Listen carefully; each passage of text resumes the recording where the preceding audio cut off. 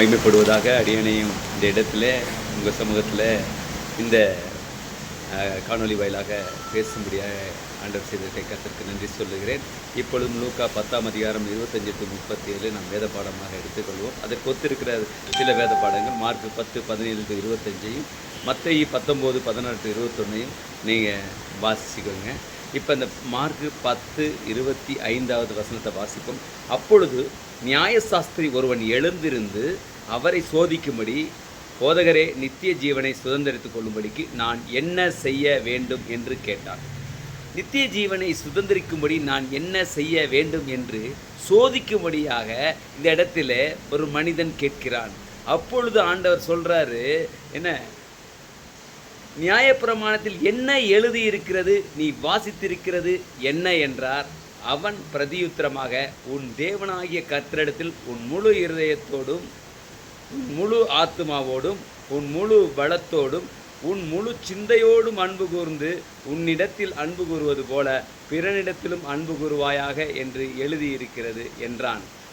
அவர் அவனை நோக்கி, நிதானமாய் உத்தரவு சொன்னாய், அப்படியே செய், அப்பொழுது பிழைப்பாய் என்றார். அவன் தன்னை நீதிமான் என்று காண்பிக்க மனதாய் இயேசுவை நோக்கி, எனக்கு பிறன் யார் என்று கேட்டான். கர்த்தருக்கு பிரியமான தெய்வ ஜனமே, இந்த வசனத்தை நாம் வாசிக்கும் பொழுது நாம் தெரிந்து கொண்ட காரியம் என்னென்ன காரியம் அப்படின்னு சொன்னால், நியாயசாஸ்திரி ஒருவன் எழுந்திருந்து அவரை சோதிக்கும்படி. நன்றாக ஞாபகம் வச்சுக்கோங்க. ஒரு நியாயசாஸ்திரி, வேதத்தை பற்றி அறிந்து கொண்ட நன்கு தெரிந்த ஒருவன் அவரை சோதிக்கும்படியாய் வர்றான். அவர் எப்படி சோதிக்கிறான்னா, நித்திய ஜீவனை சுதந்திரத்து கொள்ளும்படிக்கு நான் என்ன செய்யணும். அதே வசனத்தை தான் மார்க் 10 கொடுத்துருக்கு, மத்தேயு 19 என்ன கொடுத்துருக்காங்க அப்படின்னா, நித்திய ஜீவனை அடையும்படிக்கு நான் என்ன செய்ய வேண்டும் அப்படின்னு சொல்லி கொடுத்துருக்கு. இது ஆண்டவர் சொல்கிற ஒரே ஒரு காரியம் என்ன அப்படின்னா, நியாயப்பிரமாணத்தில் என்ன எழுதியிருக்கு, என் கற்பனைகளை கைக்கொள், அப்பொழுது இதில் என்ன நன்மையை நான் செய்ய வேண்டும்னு ஒருத்தங்க, நியாயப்பிரமாணத்தை நீ கைக்கொள். அப்போ நியாயப்பிரமாணத்தை கை கொண்டால் நமக்கு போதுமானதாக இருக்குது. ஆனால் அதுக்கு மேலே ஒரு தன்னை உயர்த்தி காண்பிக்கணும், தன்னை அந்த இடத்துல மிக பெரியவனாய் காண்பிக்கணும், தன்னை உயர்த்தி செய்ய வேண்டியதை நாம் கேட்கணும் அப்படின்னு சொல்லி முடிவு பண்ணுறப்ப தான் அங்கே பிரச்சனை வருது.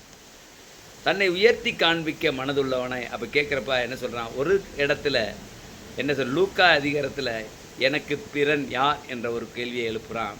அதே இது இன்னொரு இடத்துல என்னிடத்தில் என்ன குறை இருக்குது என்று ஒரு கேள்வி எழுப்பப்படுகிறது. அப்போ ஒரு இடத்துல குறை என்னன்னு கேட்குறான், ஒரு இடத்துல என்ன சொல்கிறான், எனக்கு பிறன் யார் என்று கேட்கிறார். ஆண்டவர் ஒரு இடத்துல என்ன சொல்கிறாரு, உனக்கு என்ன குறை, உனக்குள் ஒரு குறை இருக்குன்றார். அந்த குறை என்ன அப்படின்னா, நியாயசாஸ்திரிகிட்ட நிறைய பணம் இருக்குது, எக்குத்தப்பாக பணம் வச்சுருக்கான், அவற்றை விற்று தரித்திரர் கொடுன்னு சொல்கிறாரு. மத்தையிலே அந்த அவற்றை விற்று தரித்திரர் கொடுன்னு சொல்கிறாரு. என்ன இந்த இடத்துல ஒரு அப்புறம் சிலுவையை எடுத்துக்கொண்டு என்னை பின்பற்றி வா அப்படின்னு சொல்கிறாரு. சிலுவைங்கிறது நம்ம எல்லாருக்கும் தெரியும், பாடுகள், கஷ்டங்கள், வேதனைகள், இந்த போன்ற பல பிரச்சனைகளை நாம் தூக்கி கொண்டு நாம் பின்னால் போகணும். இப்போ நாம் என்ன முடிவு பண்ணணும் அப்படின்னு சொன்னால், நாம் பூரண சர்க்குணனாய் ஆக விரும்புகிறோமா, இல்லை நீதிமானாய் காண்பிக்க விரும்புகிறோமா, இல்லை குறைவு என்னன்றதை தெரிஞ்சுக்க விரும்புகிறோமா நம்ம பார்க்கணும். குறைவு என்னன்னு தெரிஞ்சுக்க விருப்பப்படுறீங்க. எனக்கு இதுக்கு மேலே நான் என்ன ஆண்டவரே குறைவுபட்டிருக்கேன், நான் காலையிலேருந்து ஜெபிக்கிறேன், மத்தியானம் பைபிள் வாசிக்கிறேன், நைட்டெல்லாம் உங்களுடைய ஜெபத்தில் இருக்கிறேன் அப்படின்னு சொல்கிறீங்களா? எல்லாவற்றையும் நான் செய்திருக்கேன், ஆனால் என்னிடத்துல என்ன குறை இருக்குது அப்படிங்கிறீங்களா? இன்னும் அந்த எனக்கு பிறன் யாருன்னு உங்களுக்கு தோணுதா? தன்னை நீதிமானாக காண்பிக்கணும்னு தோணுதா? இந்த 3 விதமான காரியங்களே இங்கே தெரியப்படுத்துகிறார்.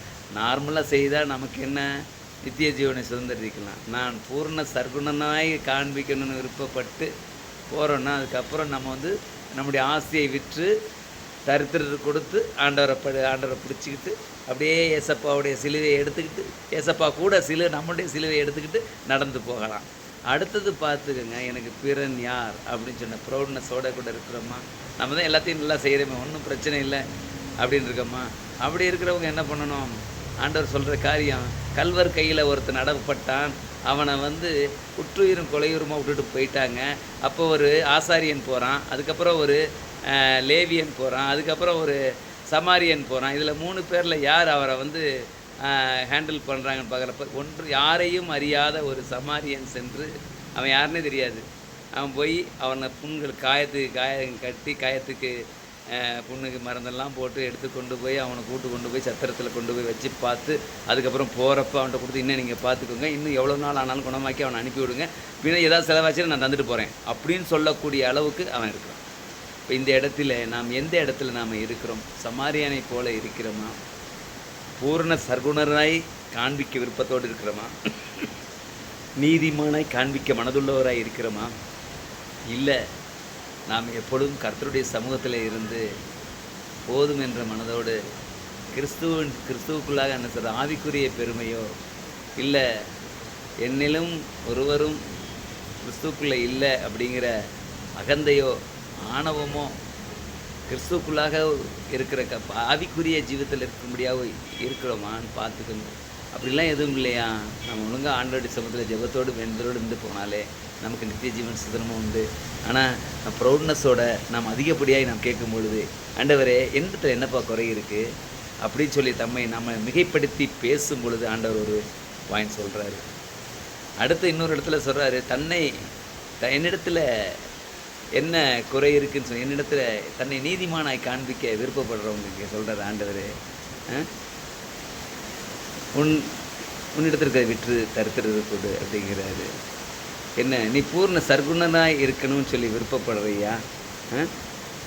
ஒன்றும் இல்லை, உனக்குள்ளதை எல்லாத்தையும் விற்று தருத்துட்டு கொடுத்து ஒரு சிலுவை எடுத்துகிட்டு வா அப்படிங்கிறாரு.